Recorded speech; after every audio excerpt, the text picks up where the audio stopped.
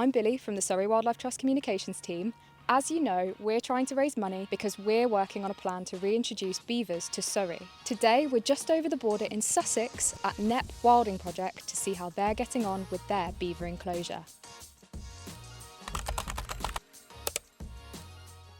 So Adam, why are we here today? So we're here at Knepp Estate in West Sussex because they've got a beaver project that's been going on for about 3 years. So we're here to learn from them and kind of see what's gone well, have a look at the habitat, the kind of impact beavers have had, and maybe talk a bit about the challenges they've had along the way as well. And how does this project differ from what we're proposing to do at Surrey Wildlife Trust? So the beavers here are within a fence, so it's an enclosed project. What we're looking to do in Surrey is a wild release, so we're obviously looking to release them without a fence, but a lot of the stuff that's going on here, and particularly the impact the beavers are having, will be relevant both for a fence release and a wild release.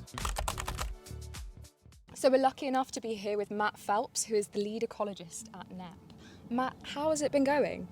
Yeah, it's been amazing. They just got to work straight away, and all of this water behind us, all of the transformations they've done, just been incredible. They have totally transformed this 6 acres in the space of 3 years. What would you say that the main challenges have been? I think the biggest challenge is actually just the fact that we're dealing with a wild animal in an enclosed environment, and it's not a natural thing to be doing that. So just really trying to manage a wild animal in this very sort of regimented way, when of course they actually want to be out and doing what they do naturally and sort of without hindrance. That's probably the most challenging thing. And what's the public reception been like in Sussex? It's really good actually. I mean, apart from the fact we bring hundreds of people in here a year on sort of guided tours, just the general reception has been amazing really. It's really positive. When people have just sort of discovered them or seen one in the river, the immediate response from people has just been, wow, what an amazing thing to see. People sort of come across this thing that they've never seen in the wild before. It's really exciting. Do you have any advice for us, given you've kind of been going through this for a few years already? I think the most important thing, we're at a point where we know what beavers do. Their benefits are huge and transformative in the positive impacts that they have. Really the biggest thing now is just communication.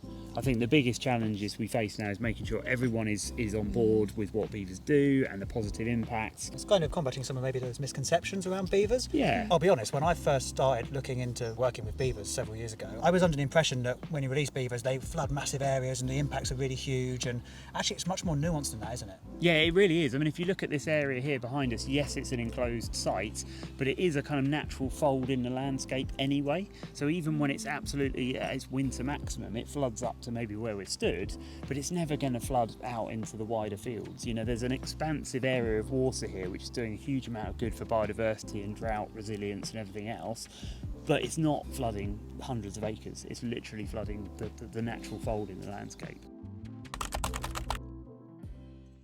I know it's quite early days here, but have you noticed any really key ecological improvements or changes to this landscape in comparison to perhaps the rest of the estate? Yeah, it does feel sort of, it sounds a bit of a cliche, but when we come into the beaver pen and a lot of people comment on it, that it feels like some switch has been flicked and you're like in a very much richer area, even just once you come into this enclosure. Like I've just heard a Chetty's warbler singing behind us. We've been in here for about an hour and we've seen and heard kingfisher, loads of ducks, water rails, dragonflies. We were doing some pond dipping in here with a group the other day and found some amazing stuff like water stick insects and fish, and we've seen sea trout in here a couple of times, which are migratory coming up the river. So yeah, definitely all of the monitoring we've done thus far shows us that this is just so much richer already in just 3 years, which is incredible. And that's really saying something given how brilliant the Knepp estate is already for biodiversity. Yeah. I mean, you were saying earlier about the beaver wood chip underfoot as well, that Yeah. people don't even realise is not synthetic, it's naturally produced by the beavers. That's so. exactly right, and it feels like we often use metaphors like jigsaw puzzles for rewilding, and it's sort of putting back, well, any kind of nature recovery, you're trying to rebuild a jigsaw. When you put back something like beavers, it feels like you've sort of put back like 100 pieces at once. It's just like, whoa, okay, this has produced loads of impacts really suddenly, which if we'd actually done it through sort of artificial means would have been a lot more laborious, a lot more expensive, and it probably still wouldn't have been as good as what they've done. Thank you so much for having us today, Matt, and thank you so much for your responses and for all of your words of wisdom. It's been absolutely fascinating You're welcome. to see. It's great to have you here. We're making great progress towards our goal of raising £100,000 to assess the feasibility of reintroducing beavers in Surrey.